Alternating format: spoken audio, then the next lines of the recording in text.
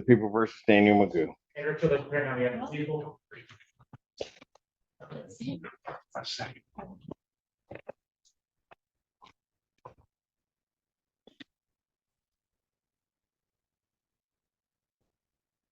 State your name. Daniel Magoo. All right. What are we doing on this today? Your Honor, I have in regards to case number 25F4-523. I have a couple things I'd like to point out about a couple of the matters here today. Go ahead. In regards to count 3, MCL 750197, lawfully detained or imprisoned in jail or confinement. This is where Daniel starts playing legal chess. Instead of arguing facts, he's attacking the statute itself, claiming the charge doesn't apply because he was in a hospital, not a jail. It's a technical argument, but an important one. However, judges don't dismiss charges at this stage based on interpretation alone. What the court is saying is simple. These arguments belong in a preliminary examination, where evidence and legal standards actually get tested. Judging by the definition of the statute itself, Your Honor, it compels us to conclude that one has to be lawfully imprisoned or in jail. Jail being a facility operated by a local unit of government for detention of persons charged. At this location, defendant was located in a hospital and not a confinement by government agency or jail. So I'm requesting that charge is invalid. That were going to be addressed. That would be addressed at the preliminary examination, sir, as to the sufficiency of the charge. So if you're making a motion that I dismiss it at this point, that motion's denied. Okay. Further in count 2 and count 1, actually, Your Honor, both of these were, I don't know the procedural process or when it should get raised, but both of them are Fourth Amendment violations. And furthermore, on count 2, MCL 257.904, that the license of the defendant was revoked or suspended, given the statute as well, Your Honor. That would require the prosecutor to prove that the license was revoked or suspended at the time of the arrest, and that defendant was notified, and that the defendant operated a vehicle on a highway or roadway. I challenged the prosecutor to prove all 3. Sir, do Yes, you sir. wish to have a preliminary examination in this? I'm making sure we're prepared for it, but yes. Here, the judge draws a clear procedural line. Oral motions won't make felony charges disappear. Daniel can challenge everything, but only at the proper hearing. This moment shows the balance of power in court. Defendants can raise constitutional issues, but timing and process matter just as much as the argument itself. Skip the procedure, and even strong claims won't go anywhere. What'd you say? Making sure we're prepared for it, but yes, I am. What are the other options? I'm requesting that all the charges are dismissed, a motion for all dismissal on all these charges. They're not going to be dismissed. No, okay. So if you want a preliminary examination and make your arguments, then it might be that they would be dismissed at that point, but they're not going to be dismissed on an oral motion before this. Ms. Lundy has let me know that all paper discovery has been sent to Mr. Magoo in jail. There are USB drives with video. A number of agencies were involved in the Michigan State Police case to respond to assist. I believe she has obtained all of those videos, and those will be sent interdepartmental to jail staff to serve on Mr. Magoo, and I expect those to be in the interdepartmental mail tomorrow. Got it. Okay, so we're not ready. He hasn't gotten the He video. has all video discovery, but he does not have all video discovery. I expect that'll happen. So I'm not sure. So, Mr. Magoo, are you going to have an objection to an adjournment so that you can see all of the discovery that they have prior to setting this for preliminary examination? Your Honor, I didn't know what hearing I was prepared for today. I was preparing to cross-examine the officers today, with or without the video evidence. So, given that that's not the case and the officers are not here,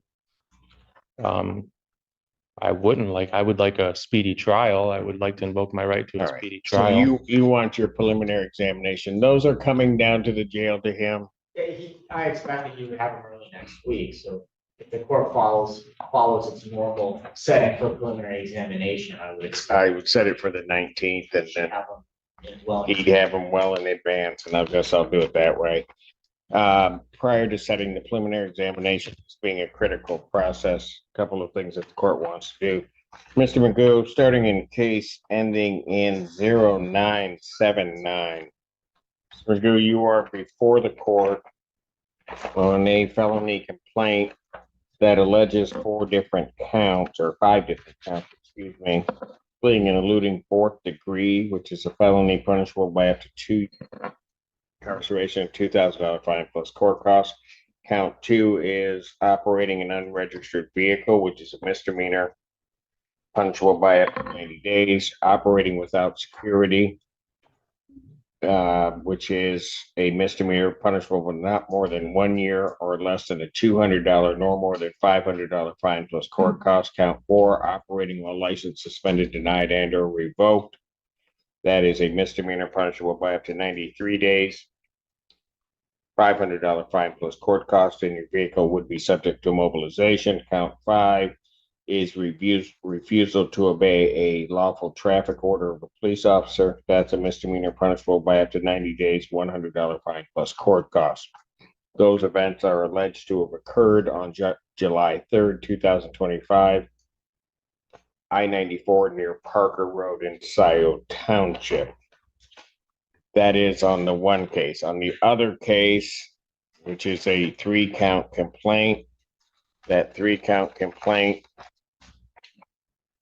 alleges that on March 27, 2024, location of Dexter near Arcona in the city of Milan, Washtenaw County, state of Michigan, that you did operate a motor vehicle while intoxicated. That's a misdemeanor, punishable by up to 93 days, $500 fine plus court costs. There is, however, a 3rd offense notice, which transforms this into a felony charge. It's punishable by up to $500 to $5,000 fine plus court costs, 1 to 5 years in jail, probation with 30 days or 1 year in jail, or at least 48 hours to be served consecutively, and 60 to 180 days community service, any rehabilitative programs the court deems necessary. Court could order you to pay the cost of the prosecution, plus the cost of any emergency governmental services, and your vehicle would be subject to mobilization. Count 2 is operating while your driver's license was suspended, denied, and or revoked. That's a misdemeanor, punishable by up to 93 days in jail, $500 fine plus court costs. Count 3 is fine plus court costs. Mr. Magoo, yeah, I would just ask, do you still wish on representing yourself, sir? Your Honor, I do, I will. I have requested assistance, given that I am incarcerated and I have no way to. Do you wish to be represented by an attorney, sir? I would like legal assistance. What do you mean by that? Would you like to be Well, represented by? I've called the Well, Mr. prosecutor. Magoo, we go through this every time. So here's what I'm going to do. I'm going to advise you that there are great perils in representing oneself. I've told you about that before on numerous occasions. That I would treat you the same as I would treat anybody else. You would have to know the Michigan court rules. You'd have to know courtroom procedure, and that you would be treated the same. any more favorably, not any worse, as you would go through these proceedings. If you wish to represent yourself, you may proceed with the court's admonishment. I've advised you as to the penalty, the charges, the maximum penalties. I will now ask you the question, and I'm not going to just keep going around and around in circles when I ask you this question. Do you wish to be represented by counsel? If you wish to be represented by counsel, this court will ensure that counsel is appointed to represent you. If That is a yes or no. I would like legal assistance, yes, Your Honor. I'm going to take that as your request for counsel, is how I'm going to take that. And so these two cases now become public defender cases. Thank you, Judge. Torture Feaster, Assistant Public Defender on behalf of the defendant. I believe Your Honor has already agreed to set it for examination. I will set, he's asked for examination in the case, and so I will set these for preliminary examination. Okay. Well, Your Honor, I would ask, given that one of these cases, in regards to the March 27, 2024 case, there is an undue delay. It's been over, I think, 390 some days since the warrant was requested, and this triggers due process violations under U.S. versus Levasco, People versus Bassard, People versus Rosengreen, and procedural unfairness, Sixth Amendment violations. And I do request that the prosecutor provide provide information in regards to the three-pronged test under People versus Hernandez. One of them, first test being the explanation for the undue delay for 390 some days. The second part of that test being to prove that the delay was not deliberate. And then the third part of the delay or the prong test is to make sure that there was no undue burden on or prejudice on the defendant. And in that regards, Your Honor, I also am requesting that I do have due process 14th Amendment rights as well as 8th Amendment rights. And a lot of these are facially invalid. A lot of these charges are facially invalid. And I'm just requesting that the court grant a personal reconnaissance on my behalf. And for both of these charges, being that we're looking at really just misdemeanors, $500 misdemeanors. So I think he's requesting, Your Honor, amend his bond, and he's requesting the release, Your Honor, PR bond. And a response from the people regarding his bond. The people would ask the bond to continue, and he also failed to appear before the judge's place. So Yes. that warrant would also, with respect to the other, I'll wait. If there are pleadings filed by the public defender's office, our office will respond to that. And I guess my one remaining point would be, with the court's appointment of Eastern and Public Defender's Office, I will make sure that the digital discovery that I referenced is served on the Public Defender's Office. Yes.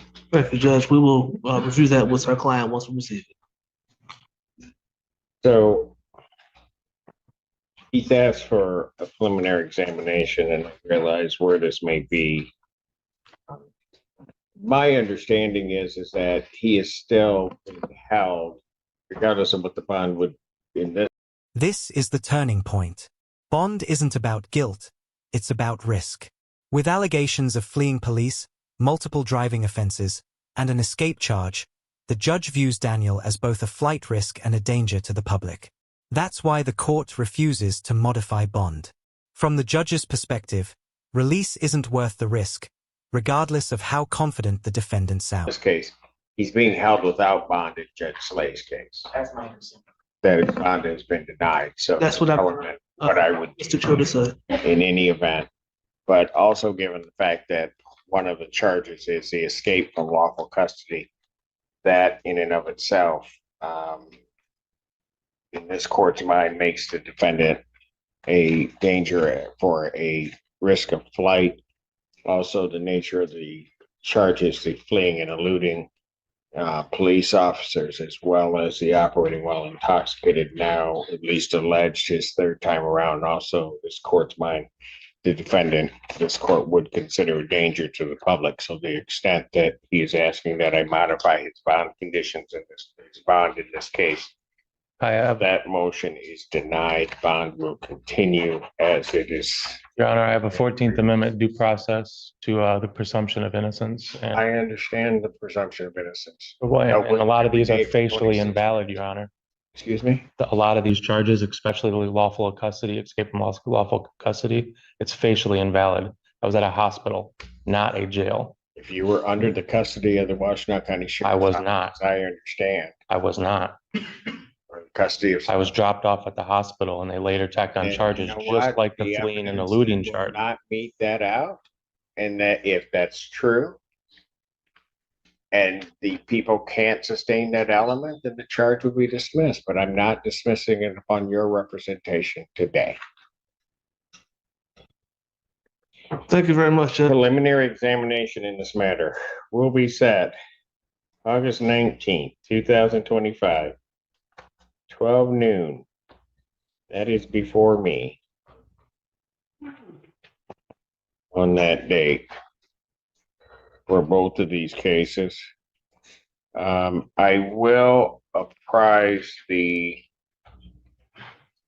parties also that one of the,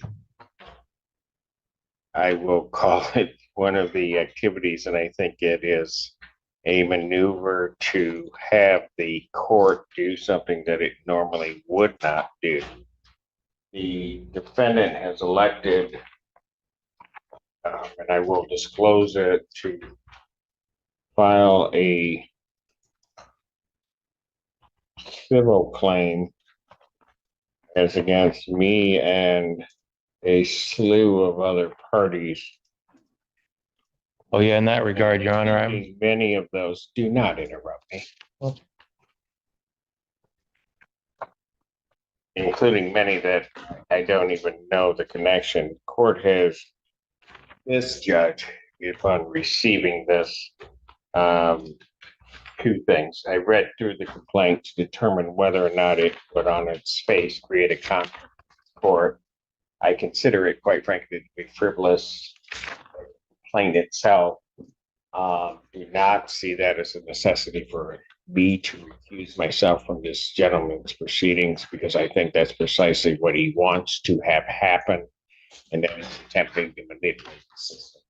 He will be dealt with by me as I deal with any other defendant, and so that is there. It has been turned over to the Office of General Counsel for the Washtenaw County. They will deal with for me and as well as the others. At the end of this hearing, nothing is dismissed and nothing is resolved. The court sets a firm date, August 19th, 2025, for the preliminary examination, where the prosecution must prove probable cause. Until then, Daniel remains in custody. Now the real question is whether his legal arguments will survive once evidence is presented. What do you think? Was the judge fair, or should Daniel have been released? Drop your thoughts in the comments, and if you want more courtroom breakdowns like this, like the video, share it, and subscribe to the channel. That I see that are listed there, they will deal with that. They have also filed, it appears, and again, this is all part of his, what I will call shenanigans to shape this. He has filed against people of individuals without specific reference in the Washtenaw County Prosecutor's Office. I don't, as I view what I read, would not consider that any jeopardy upon their objectivity in handling this case. So. I'm aware of such filings were being received by our office maybe yesterday. At this point, we continue to proceed with this case until I did otherwise from the elected prosecutor. can I speak on that note, Your Honor? I will let you talk, but I'm not going to let you go on in some diatribe. I've got other things to do. I've stood on my rights and I've stood on my beliefs this whole entire time, especially in the previous case, Your Honor. That complaint is well pleaded. It does affect multiple parties of this jurisdiction. Washtenaw County is a named party, and I do believe that my impartiality and bias will be affected here, as it was in the past before this complaint. And I do request a change of venue on that note for both these matters. Wish to raise change of venue,